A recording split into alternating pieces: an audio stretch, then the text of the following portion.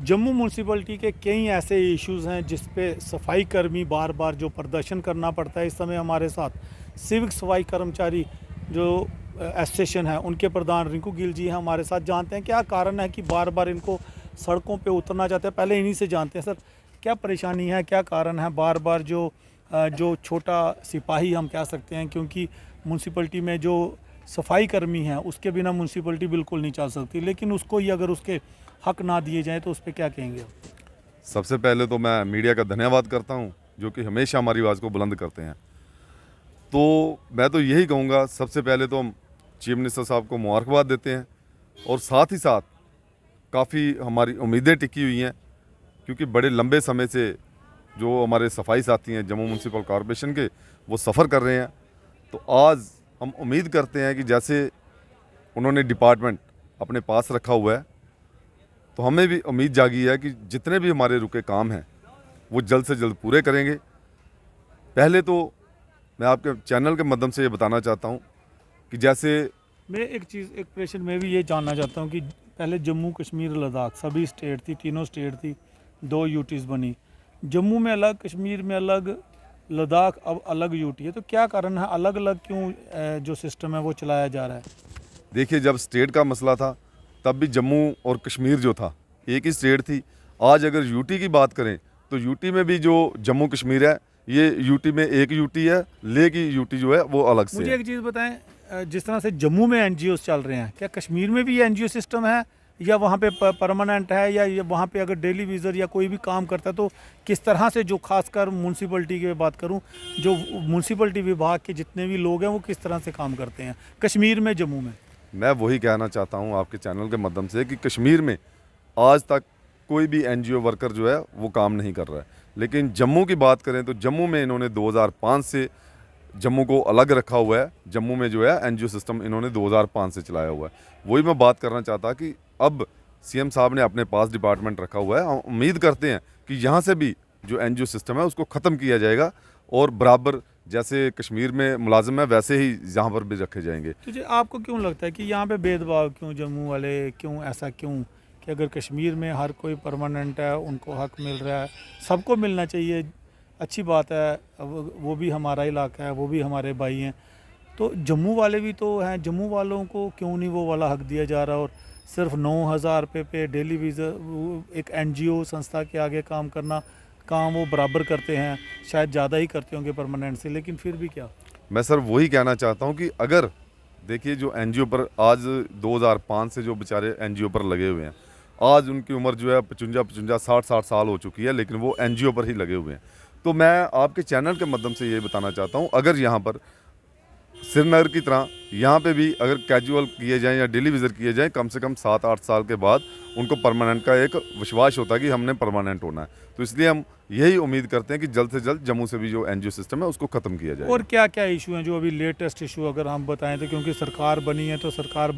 जब बननी थी उस समय उमर अब्दुल्ला साहब ने कहा था कि, और हमें भी विश्वास है वैसे कि उमर साहब जो बराबर काम करेंगे, कई ऐसे इश्यूज़ हैं, स्टेप्स हैं उन्होंने उठाए हुए हैं। तो आपको लगता है कि अब उमर साहब के पास ये जो विभाग है तो वो जल्द ऐसा ही कोई स्टेप आगे, जो फाइल जो है मैनिफेस्टो के हिसाब से आगे केंद्र में रखेंगे, क्योंकि केंद्र में अभी भी वो गए हुए हैं, तो अगर आवाज़ पहुँचे तो क्या कहना चाहेंगे कि आपकी जो संस्था है, जो आपके एनजीओज़ वर्कर जो आपके इश्यूज़ हैं उसको कब तक उठाने या किस तरह से उठाएं वो? मैं सर यही क्या आप कहना, लोग सीएम बने तो मिलने जाएंगे उनके पास मेमोरेंडम देने अपने इश्यूज़ को लेके? बिल्कुल सर, पहले तो हमारी यही तैयारी चल रही है कि हम जल्द से जल्द जैसे भी सीएम साहब आते हैं तो हमने उनको मिलना है, चाहे हमें श्रीनगर क्योंकि जाकर शायद मिलना पड़े। आपने खबर मेरी देखी भी होगी कि जो उनके स्पोक्स पर्सन है शेख बशीर साहब ने कहा था कि जिस तरह से सरकार बनते ही उन्होंने कहा था कि जितने भी लीडर हैं, चाहे वो किसी भी डेली वेजर हैं, कंट्रैक्चुअल हैं, या कोई भी विभाग है, कोई भी है, तो वो आके अपना मेमोरेंडम दे सकते हैं। तो आप जल्दी ही लगता है कि कोई ऐसा स्टेप उठाएंगे आपकी तरफ से, आपके एसोसिएशन की तरफ से? बिल्कुल सर, जैसे ही हम तैयारी में हैं, जैसे वो आते हैं तो हम ज़रूर मिलने जाएंगे, चाहे हमें कश्मीर जाकर मिलना पड़े। तो हम उम्मीद भी करते हैं कि अब वो जम्मू और कश्मीर को बिल्कुल बराबर रखेंगे, तो जहाँ से एनजीओ सिस्टम जो है उसको ख़त्म करेंगे। साथ ही साथ एक हमारा इशू था, काफ़ी लंबे समय से चल रहा है, कि यूटी की सैलरी देखिए, अगर बाकी जगह यूटी की सैलरी ज़्यादा है तो जम्मू कश्मीर से भेदभाव क्यों किया जा रहा है। जम्मू कश्मीर में भी बाकी जैसे यूटी की जो मिनिमम बेसिस है, जैसे वहाँ पर बढ़ा के दिए हैं, तो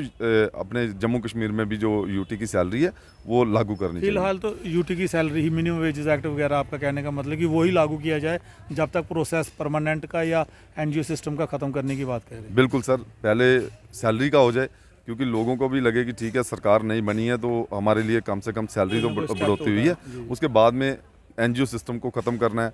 साथ ही साथ मैं आपके चैनल के माध्यम से बताना चाहता हूँ, एक हमारी काफ़ी लंबे समय से डिमांड है कि जो सफाई साथी हैं, जो इन्होंने पहले उनको कॉलोनियाँ दी हुई हैं जम्मू म्यूनसिपल कॉरपोरेशन में, आज वो 4-4, 5-5 पीढ़ियाँ हो चुकी हैं, तो वही 2-2, 1.5-1.5 मरला जो जगह है उसी को ये बेचारे ऊपर ऊपर करके तो आज 5-5 मरले में एक फैमिली रह रही है। तो फैमिलियाँ ही बढ़ गई हैं, जगह कम हो गई है। तो हमने काफ़ी लंबे समय से एक डिमांड रखी है कि कम से कम सफाई साथियों को एक कॉलोनी दी जाए।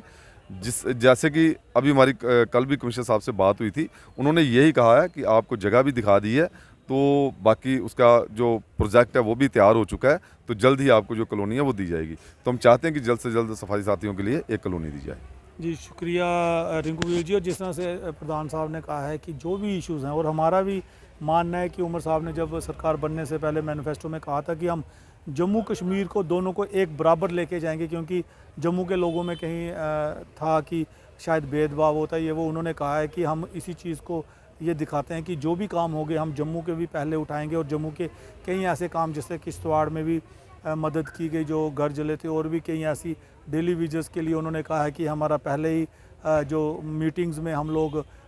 जो है फाइलें मेमोरेंडम जो तैयार करेंगे, और शायद हो सकता है कि उमरदुल्ला साहब प्रधानमंत्री साहब के साथ और होम मिनिस्टर साहब के साथ बातचीत मीटिंग्स भी की है। हो सकता है कि इसके इश्यूज़ पे भी बात उठाई, और एलजी साहब को भी उन्होंने फाइलें दी हैं, जो जितने भी इश्यूज़ हैं उनको जल्द से जल्द जो सॉल्व करने की बात की है। कमेंट राय ज़रूर लिखिएगा, क्योंकि जितने भी इश्यूज़, और इनको भी विश्वास है कि, और इन्होंने भी कहा है कि सिविक सफाई कर्मचारी जो एसोसिएशन है वो जल्द से जल्द जो है वो